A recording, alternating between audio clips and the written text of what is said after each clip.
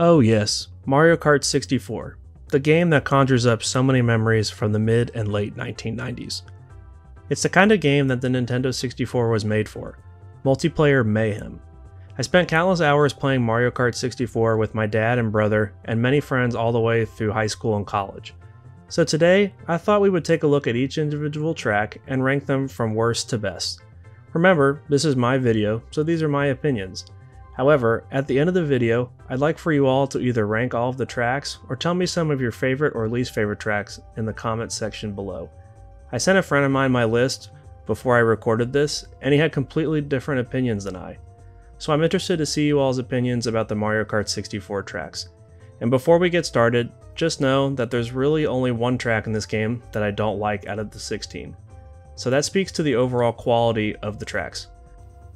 Alright, so let's get started.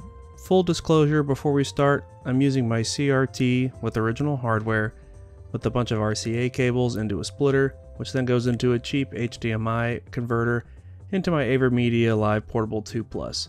So if it looks a little blurry, that'll be why, as well as YouTube compression. Alright, let's go.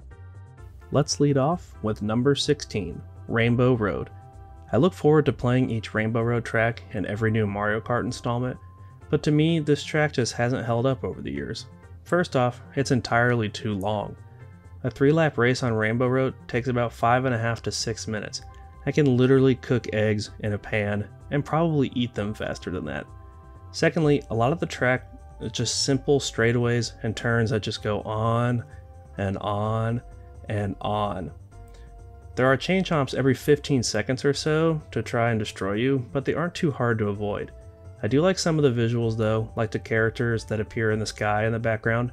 You can pull off a pretty neat shortcut at the beginning if you know what you're doing, and the music is solid, but otherwise this is a pretty mundane track and probably my least favorite Rainbow Road in the entire Mario Kart series. Number 15, Luigi Raceway. The first track pretty much all of us played in Mario Kart 64, and that's it.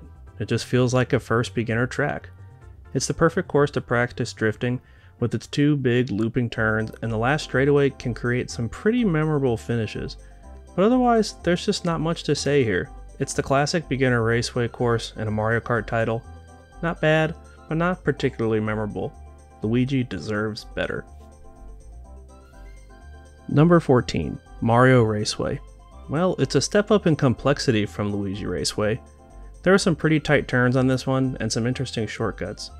One thing that Mario Kart 64 tracks do incredibly well overall is they are designed to make the last 5 or so seconds of a race feel intense, and Mario Raceway is no exception.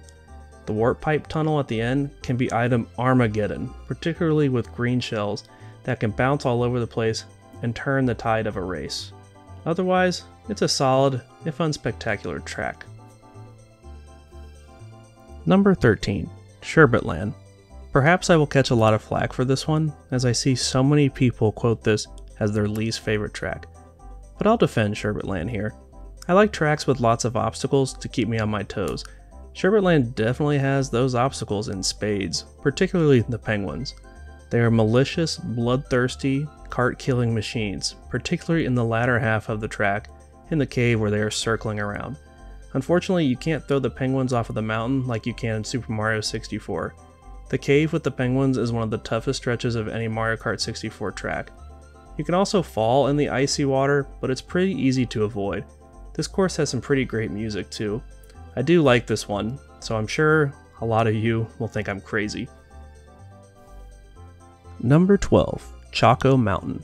This one seems to be pretty divisive in the Mario Kart community. I love the music. It's one of the best music tracks in the game. The track is pretty windy, particularly on the last third or so when the boulders start falling down, and they can crush you pretty good. You can also fall back down to a lower section of the track toward the end, costing you 15 to 20 seconds, making for some incredible and frustrating moments, particularly in multiplayer. This is also one of those tracks that's hampered visually by the N64 fog, which is caused by the Nintendo 64's not ideal draw distance. All in all, a pretty fun track. Number 11, Moo Moo Farm. This to me is where the upper echelon of Mario Kart 64 tracks begins.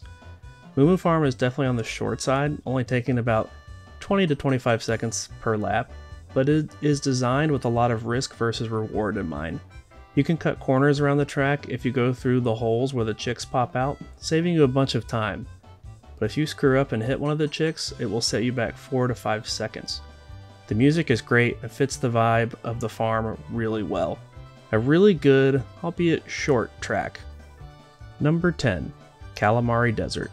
Oh yes, the course with the train. As a child, I really loved trains, so this was my favorite course for a while. Now playing it as an adult, it's still a fun course with a neat train gimmick, but there are maybe one or two too many long straightaways for my liking. One thing about this track that's different is there are hardly any guardrails, so red shells will tend to hit you more on this course than any other course. You can also drive through the train tunnel if you really want to, which is cool, but it's not really going to get you anywhere. Pretty mellow song accompanies the track and it fits the theme very well. And the last straightaway can be pretty memorable. If you have a mushroom, you can skip a good portion of it. Really fun. Number 9. Yoshi Valley. A somewhat gimmicky course that I thoroughly enjoy. There are a ton of different routes to choose from, but once you figure out the fastest way, you'll use that way every time. What's pretty neat is the ranking of each driver. They're hidden, so you won't know which place each driver is in until you finish the race, which is a pretty neat idea and I wish was implemented in other Mario Kart games. It uses the same music from Moo Moo Farm, which is great and still fits the theme.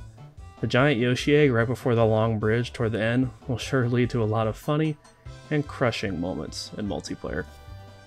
Number 8. Koopa Troopa Beach. Well, let's start with the obvious. The music for this course is top notch, arguably the best in Mario Kart 64. I like the two branching paths at the beginning, and of course the most famous shortcut in the game, the ramp through the tunnel. Fun fact, if you're a light character like Peach, Yoshi, or Toad, all you have to do is tap the R button to jump over the ramp into the tunnel. You don't even need a mushroom. You can also cut some corners in the water when the tide is low enough, but you risk running into crabs and spinning out. What's also neat and cool is if you take the long ramp to the top of the boulder where the item block is, you will get a blue shell every time, even if you're in first place. Pretty funny is if you try to use the blue shell while you're in first place, it will immediately come back and hit you. This is a fan favorite course for a reason. Number 7. Frappy Snowland. I don't know what it is about snow levels in video games, but I have a soft spot for them. Maybe it's because I grew up in Florida where it never snows, ever. I really didn't see snow until my teenage years. Regardless, I feel as if I have Frappy Snowland higher than most would. There's no guardrails here, so sometimes items will run wild on this course, which I think is hilarious. I've seen red shells just cut across the snow and snipe people. Beware of the snowmen around the track because they will stall your progress for about 5 seconds. This track also has my favorite final stretch of any track in the game. You immediately turn the corner and you go across a bridge for about 3 seconds over water and the finish line is right across. And it's always a photo finish. It also uses the same music as Sherbet Land, which is also a plus. I recommend you search on YouTube for the wild shortcuts that can be done on this track. It's pretty insane. Number 6. Bowser's Castle. Seriously, how many castles does Bowser have? This is up there with the most difficult tracks in the entire Mario Kart series. You're immediately greeted by a Bowser statue that spits fire. If that's not ominous enough, as soon as you enter the castle, there are thwomps everywhere. And I mean everywhere. It will take a lot of practice and muscle memory to avoid them. There's also an extremely narrow bridge over lava that you have to pass, and then a tight corner, and then you plop down some stairs and you can spin out going down the stairs easily. It's just filled with tight turns and traps. This is a track that frustrates many, but it leads to some truly hysterical multiplayer moments. And like a lot of the music tracks in the game, the music is top notch and fitting of the atmosphere. One of the better Bowser castles in the entire Mario Kart series. Number 5. Toad's Turnpike. And now we're into the top 5. The track layout of Toad's Turnpike is nothing special upon first glance. It's basically just a figure 8, but there's traffic everywhere. Not only will you be dodging your opponents and their items, but you'll be dodging and maneuvering around cars, buses, and trucks. The track is also very narrow, which makes items like green shells insanely effective. The narrow track gives it a destruction derby-like feel, making it a very unique and memorable course with an awesome music track to go along with it. If you want a true challenge, try this course on extra mode. Instead of racing with the flow of traffic, you'll be racing against it. A true Mario Kart 64 challenge. Number 4. Banshee Boardwalk. And this might be the most controversial choice on the list for some, as I've seen many people either love or absolutely loathe this course. I'm firmly in the love camp. In my opinion, this is the most atmospheric course in the game, and although the music is pretty quiet and there's not a lot to it, the atmosphere more than makes up for it. As you're driving across the creaky boardwalk, you'll see booze floating across the screen. I also think the Cheep Cheep that jumps over the boardwalk about halfway through the course is a fun touch. There are bats in the house section of the course that will impede your progress. The track is narrow with some holes in the guardrails you can fall through, and there are a lot of hazards here, but I don't think they're overbearing. One of my favorites not just in Mario Kart 64, but in the entire series. Number 3. Royal Raceway. So the top 3 here could be interchangeable for me, so we'll lead off the top 3 with Royal Raceway. One of the things that I love about this track is that it takes place near Peach's castle from Super Mario 64. I wish you could go in it, but you can't unfortunately, even though I tried my hardest as a child to make it in. The track is windy and perfectly designed for drifting, and I love the long straightaway leading up to the big jump over the water near Peach's castle at the end. The final 10 seconds or so of the course can be the craziest in the game. There's a large grassy patch that with a mushroom or a star can be almost entirely skipped, leading to some incredible comebacks and photo finishes. The music in this course is the same as all of the other raceway courses in Mario 64, so it's a great tune. A truly wonderful and memorable course. Number 2. DKs Jungle Parkway. I love the visuals in this course, as I'm a huge fan of the Donkey Kong franchise.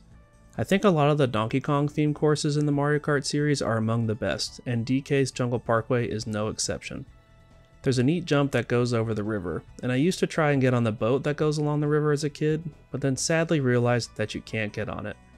When you veer off course, you'll have what I believe are coconuts thrown at you to slow you down. The final quarter or so of the track with the long bridge that leads to the cave can lead to some really tense finishes. Throwing a green shell behind you on the bridge is almost guaranteed to hit someone, and using a mushroom can ramp you up toward the end of the cave, cutting off a few seconds.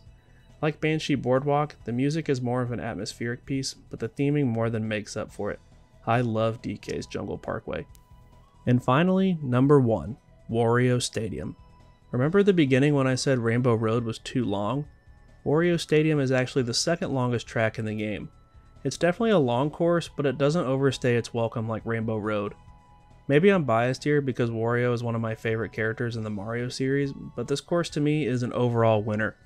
I love how it's designed like a monster truck or a dirt bike stadium. It actually reminds me of something that could have been in Excitebike 64, which is a great compliment.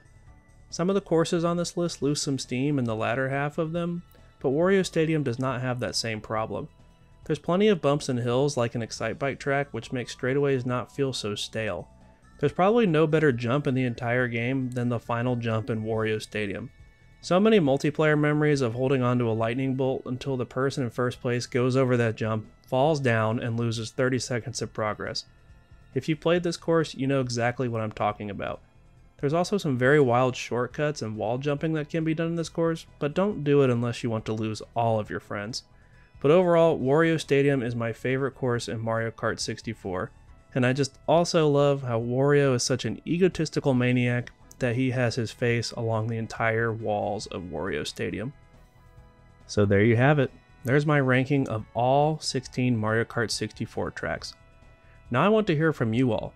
In the comments, rank the Mario Kart tracks for me, or just tell me some of your favorite or least favorite Mario Kart 64 tracks. I love to hear other people's opinions and see what the general consensus is about Mario Kart 64 tracks.